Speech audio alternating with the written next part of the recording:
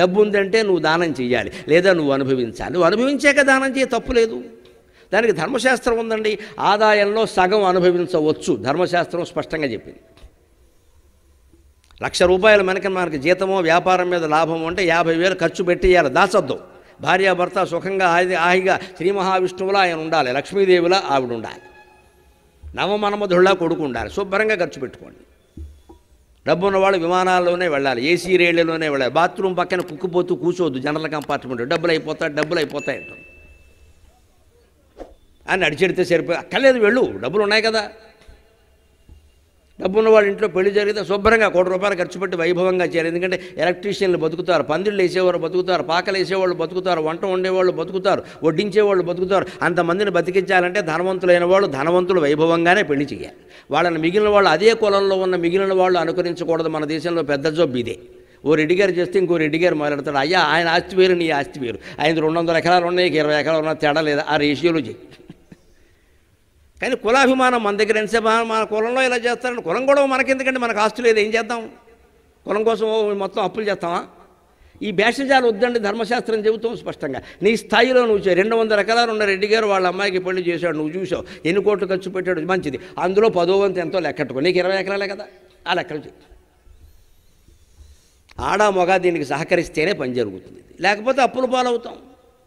అంటే సగం ఖర్చు పెట్టేయాలి. ఇప్పుడు ₹1,00,000 ఆదాయంలో 50,000లో మొహమాట పడకుండా మనుధర్మశాస్త్రంలో చెబుతారు సగం దాచేయమన్నారు. బ్యాంకులో దాస్తావా, దాచిన పెట్టి తర్వాత పొలం కొంటావా, ఇల్లు కొంటావా, స్థలం కొంటావా, బంగారం కొంటావా, ఒట్టినే దాచేస్తావా, దాచేయి.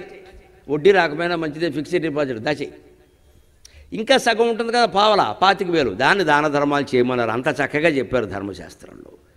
ఎంత పుణ్యం వచ్చింది, ఎంత రక్షణ దాచుకోవడం వల్ల అనుభవించామన్న సంతృప్తి. ఇప్పుడు ఆ దంపతులు ఎప్పుడు వెళ్ళిపోయినా పర్వాలేదు, అనుభవించేవేవో అనుభవించాం, పిల్లల కోసం కొంచెం దాచిపెట్టాం, దాన ధర్మాలు కూడా చేసాం, ఇహానికి పరానికి ఏమీ లోపం లేదని హాయిగా జాయ్ పరమేశ్వరాన్ని వెళ్ళిపోతారు. అది జీవితం అంటే.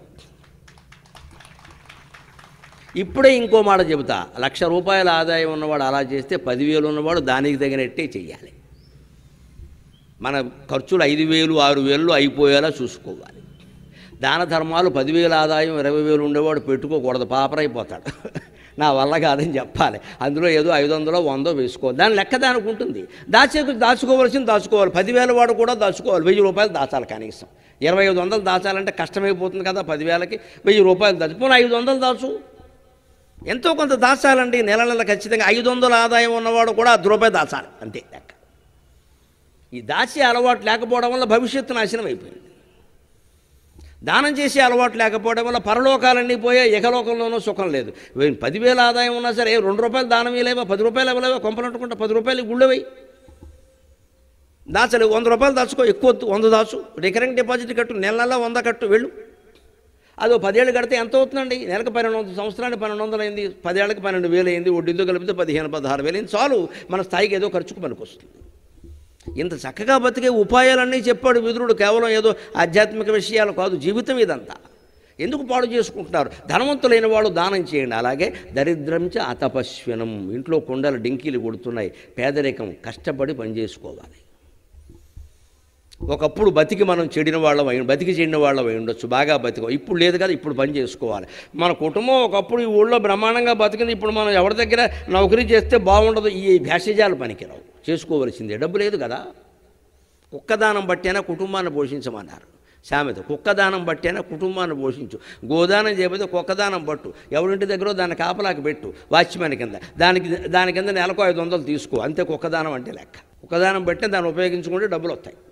అందుకని డబ్బు ఉన్నవాడు దానం చేయండి, లేనివాడు కష్టపడి పని చేయండి. వీళ్ళ ఆస్తులు వాళ్ళు కొట్టేద్దామని చూస్తే అలాగా. అందుకని ఈ ఇద్దరు డబ్బు లేకపోయినా సరే కష్టపడకుండా కూడా బద్దకించి కూర్చుంటాడే, వచ్చే యోగం ఉంటే వస్తుంది, లేకపోతే లేదు. నేను ఒకరి దగ్గర నౌకరీ చేయను, ఈ లేనిపోయిన పట్టుదల ఏమిటండి? ఒకరి దగ్గర నౌకరీ చేయాలంటే 10 మంది దగ్గర చేయాల్సి వస్తుంది, చచ్చిపోతాడు అన్యాయంగా. ఒకరి దగ్గర చేయడమే మంచిది.